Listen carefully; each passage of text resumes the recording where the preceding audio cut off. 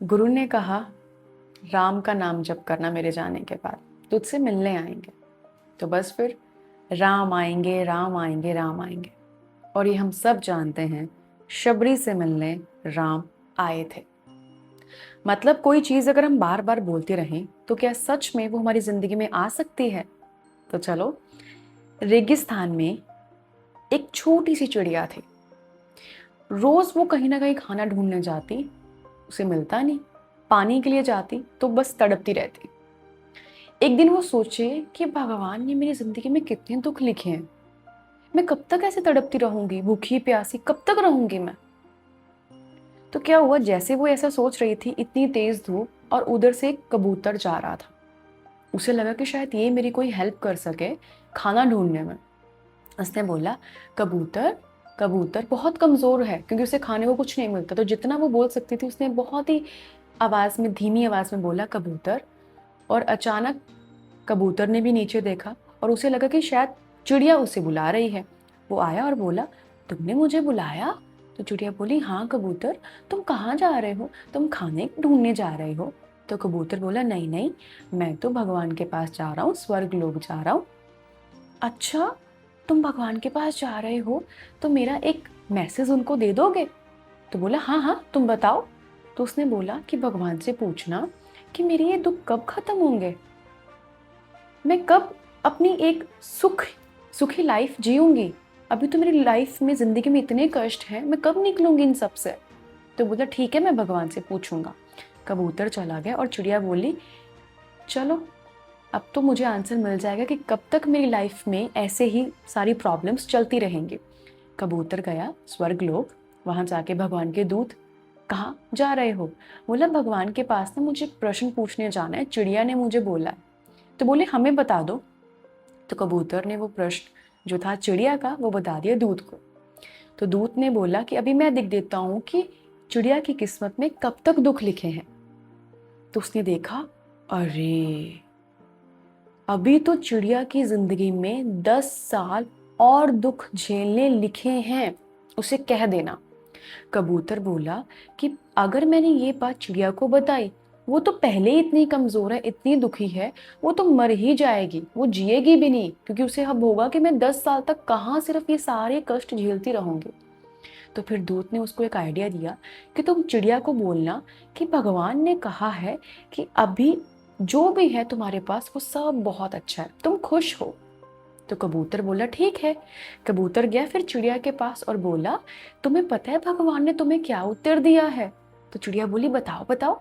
भगवान ने कहा है कि अगर चिड़िया खुश रहती है और ये बोलती है कि उसके पास जो भी है, जितना भी है, सब बहुत बढ़िया है, तो उसके जो भी दुख हैं, जो भी कष्ट, प्रॉब्लम्स हैं, सब खत्म हो जाएंगे। तो चिड़िया बोली, अच्छा, भगवान ने ऐसा कहा? तो फिर ये बात बोल के तो कबूतर चल दिया। अब चिड़िया, किसी दिन उसे पहले की तरह खाना मिलता, किसी दिन नहीं मिलता। तो जिस दिन अब नहीं मिलता, मैं बहुत खुश हूँ, सब कुछ बहुत बढ़िया है मेरी जिंदगी में, बस ये बोलती। किसी दिन पानी ना मिलता, रेगिस्तान जैसी जगह पे, सूखा जहाँ पे पानी नहीं मिलता उसे पीने को, सब बढ़िया है, भगवान ने मुझे कहा है मेरी जिंदगी में सब अच्छा है, बस वो यही दोहराती रहती जिस भी सिचुएशन में होती। ठीक, एक दिन क्या हुआ, इतनी तेज बारिश आई एंड जहाँ पे एक ऐसे खाली थी जगह, वहां पे पानी भर गया। वो इतना सारा पानी देख के बोली कि अब तो मेरी जिंदगी में सब कुछ ही अच्छा हो गया, ये कितने दिन तक पानी तो मैं पी लिया करूंगी। तो वो और शुक्र करे, भगवान आप तो बहुत ही दयालु हो, सारी प्रॉब्लम्स मेरी जिंदगी की खत्म हो गई। अच्छा, फिर क्या हुआ, कबूतर एक दिन वहीं से जा रहा और वो देख रहे हैं कि ये वही चिड़िया है जो इतनी दुखी थी, इसके तो अभी पूरा हाल ही बदल गया है। तो उसने क्या किया, कबूतर ने, वो फिर से गया स्वर्गलोक। दूत से जाके पूछा, आपको पता है वो जो चिड़िया थी ना, वो अब बहुत खुश है, उसकी तो पूरी काया ही बदल गई है, ऐसा क्या हुआ उसको? तो फिर दूत ने बताया कि अब वो हर सिचुएशन में सिर्फ और सिर्फ भगवान को शुक्र करती है। उसे ये कहती है कि भगवान आपने मुझे जो दिया है मैं उसमें खुश हूँ, मेरी जिंदगी में सब कुछ अच्छा चल रहा है। तो बस जो भी उसके बुरे कर्म थे वो जब जब वो भगवान को शुक्र करती रही उतने उतने वो कटते रहे और अब वो खुश है। तो वो बोला कि कहाँ 10 साल और कहाँ ये 10 दिनों में ही बदल गई। तो फिर दूत ने बताया कि जैसा इंसान बोलता है वैसा ही उसके साथ चीजें होती हैं। अब इस स्टोरी से आपने क्या सीखा वो तो इस पे बाद में हम बात करेंगे। एक एक्टिविटी जो मैं चाहती हूँ कि अभी आप करो, अगले 10 मिनट के लिए सीरियसली आपको ये करना है। आपको सिर्फ और सिर्फ बोलना है मेरी बॉडी में पेन हो रहा है, बॉडी में कहीं पे भी बस पेन हो रहा है, ये बोलना है आपको। एंड 10 मिनट के बाद आप खुद इस चीज़ को नोटिस करोगे। अभी आप बिल्कुल ठीक थे 10 मिनट एक्टिविटी करने से पहले, but after 10 minutes you will feel like yes यहाँ दर्द है। या फिर ये बोलना मुझे बहुत लेजी फील हो रहा है, मेरा कोई काम करने का मन नहीं कर रहा, मेरा मन कर रहा है बस मैं ऐसे बैठा रहा हूँ। जैसा आप बोलोगे सिर्फ 10 मिनट तक आप वैसा महसूस करोगे। टू बी ऑनेस्ट, अब मैं अपना इंसिडेंट आपके साथ शेयर करती हूँ जो मैंने एक्सपीरियंस किया है कि जैसा मैंने बोला वैसा मेरे साथ हुआ।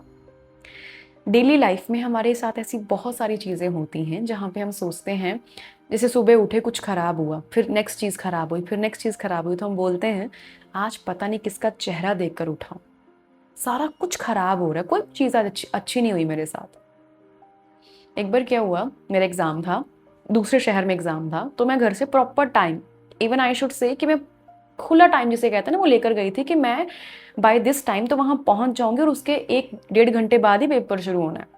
ठीक है, मैं गई, बस स्टैंड पहुँची उस जगह के, कैब बुक कर रही हूँ मैं, कोई कैब वाला अवेलेबल नहीं है सीरियसली।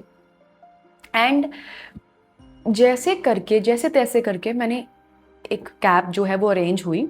एंड उधर से घर वालों का फ़ोन आ रहा है कि टाइम पे पहुंच गए, ये वो मैं उनको भी बता नहीं पा रही थी कि यहाँ पे तो कैब ही नहीं मिल रही है, एंड बड़ी मुश्किल से एक कैब बुक हुई है, पता नहीं उस टाइम तक मैं पहुंच भी पाऊंगी कि नहीं, क्योंकि टाइम बहुत कम रह गया था, मुझे कैब सर्च करने में काफ़ी टाइम चला गया।